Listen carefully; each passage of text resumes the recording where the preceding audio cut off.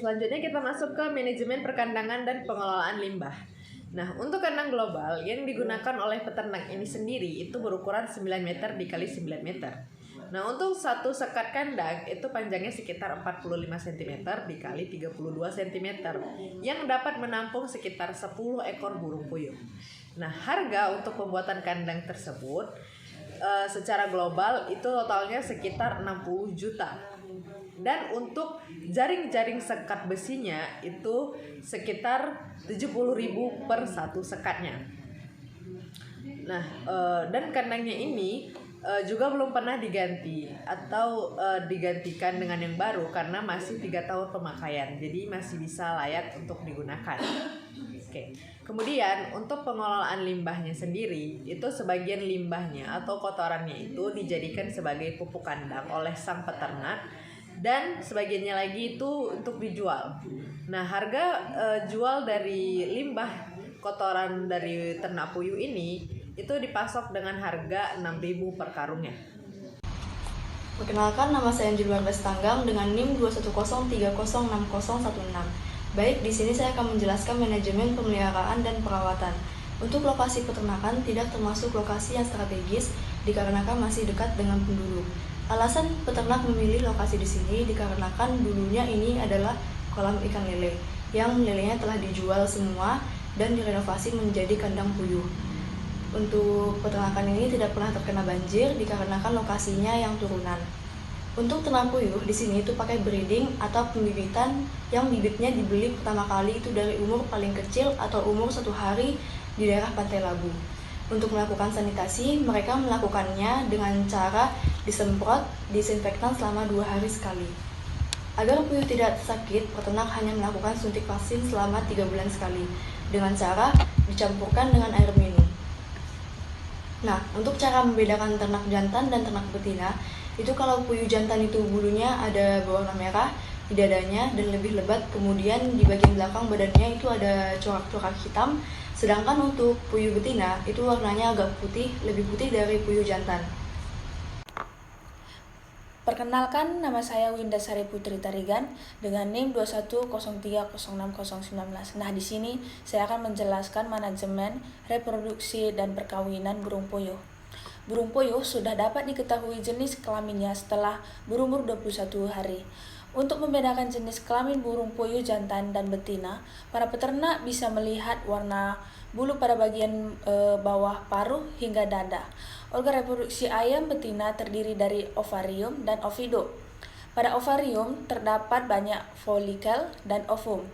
Oviduct terdiri dari infundibulum, magnum, isthmus, kelenjar kerabang telur, dan vagina. Pada umumnya burung puyuh dapat bertambah hidup selama 2,5-3 tahun. Umur tersebut tergantung dari perawatan terhadap burung puyuh, baik perawatan pakan maupun perawatan dari berbagai penyakit. Puyuh mencapai dewasa kelamin pada usia 35-40 hari. Masa birahi burung puyuh baik jantan maupun betina hampir sama yaitu setelah berumur 40 hari. Setelah 40 hari, burung puyuh siap dikawinkan. Untuk masa perkawinan dalam satu kotak kandang terdapat puyuh jantannya dan betina dengan perbandingan 1:4. Burung puyuh yang telah memenuhi persyaratan jumlah dibandingkan akan menghasilkan telur yang siap diteteskan. Dalam tahap penetesan diambil telur yang ukuran normal, mempunyai corak dan bebas dari kotoran. Penetesan berlangsung selama 17 hari dengan suhu 400 derajat Celcius. Nah, selanjutnya itu saya akan menjelaskan analisa usaha peternakan puyuh. Nah, peternak yang kami datangi itu awalnya memelihara ikan lele karena kurang maksimal pendapatannya, jadi beralih profesi memelihara ternak puyuh.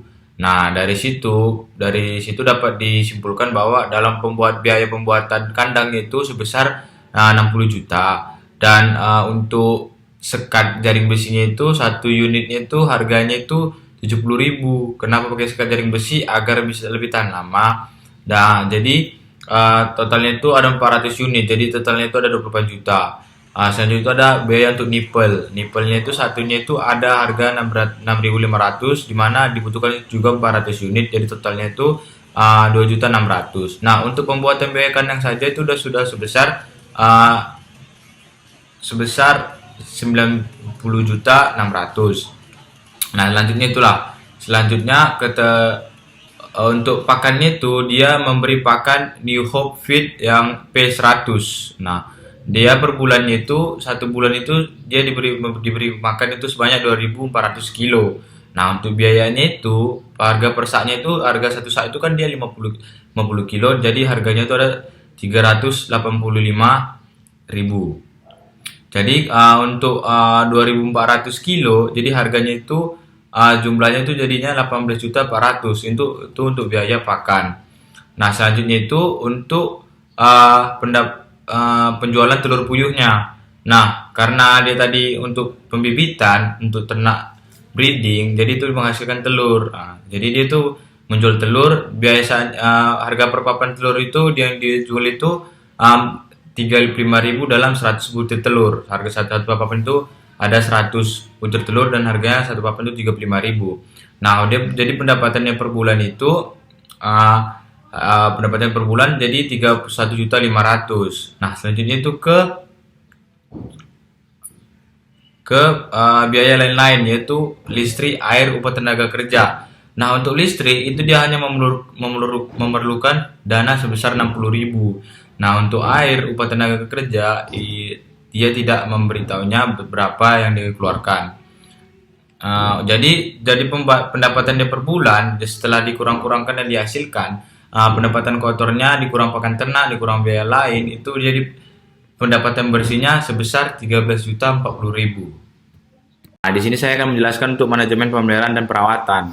Nah, di peternak puyuh ini yang saya datangi itu, untuk lokasi peternaknya itu termasuk aman dari syarat lokasi pemeliharaan puyuh.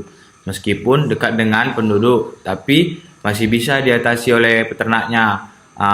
Dan untuk daerah genangan banjir, di sini juga tidak terkena banjir karena daerahnya itu termasuk daerah yang keturunannya ke jurang, sehingga tidak dapat banjir. Berarti untuk ternak puyuh di peternak ini, dia itu memakai sistem breeding dan sistem pembibitan. Nah, dia itu beli bibitnya itu dari daerah Pantai Labu, dibeli saat DOQ, di mana umur DOQ-nya itu 1 hari. Berarti untuk melakukan sanitasi, mereka melakukannya dengan cara disemprot disinfektan 2 hari sekali. Nah, untuk jenis vaksin yang dipakai oleh peternak sendiri adalah vaksin Medion, di mana itu mereknya Medion, yang dipakai untuk vaksin NDIB. Berarti agar puyuh tidak sakit, peternak hanya melakukan suntik vaksin selama 3 bulan sekali dan dengan cara dicampurkan dengan air minum.